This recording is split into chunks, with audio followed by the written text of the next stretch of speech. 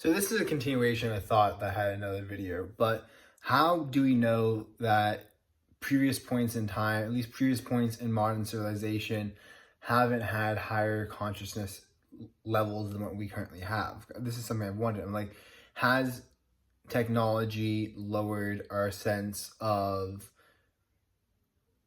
our cognitive level, our ability to perceive the world?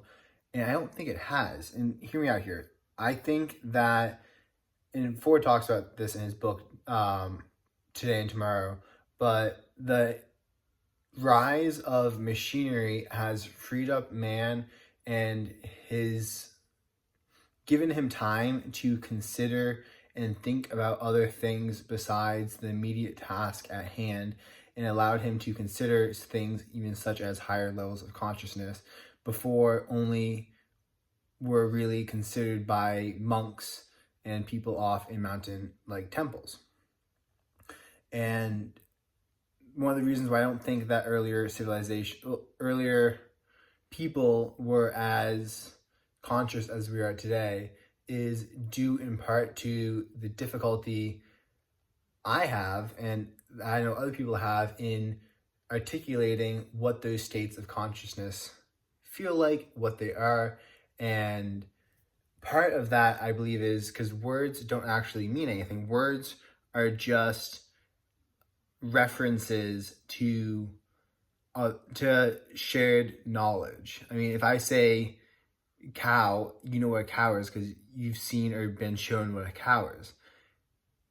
No words or nothing adequately allows me to articulate those other levels of consciousness. Therefore, those levels must not have precipitated through the collective unconsciousness or the collective mind enough for us to develop words that describe them. If I say hunger, everyone knows what that feeling of being hungry is.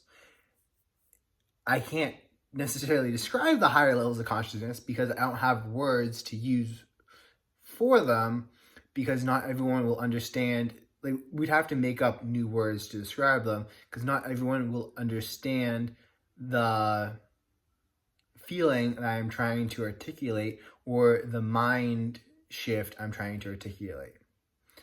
And that is why I personally believe that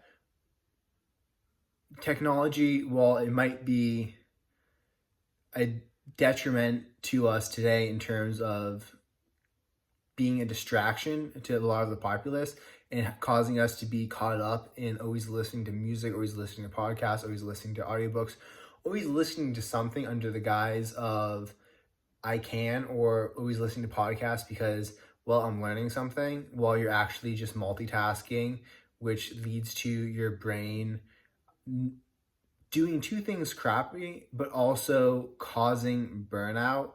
And this is one of the things I've been experimenting with, and I've done long stays without technology. I don't mean without technology, I mean long stays without listening to anything while I'm working, without watching anything in the background while I'm working, even music, even audiobooks. I'm sure there's an exception there for classical music or something, but for the vast majority of media that you can consume, I found that having it playing while doing even the most mundane of activities causes me to, at least, I can't perform at a high enough level, because during those typical hours that I'd be performing a mundane activity and I'd be bored and I'd want to watch something or put something on, my brain is actually using that time when nothing is happening, when I don't need to think, to create new ideas, to make new connections, and to de-stress, and to allow it to be present,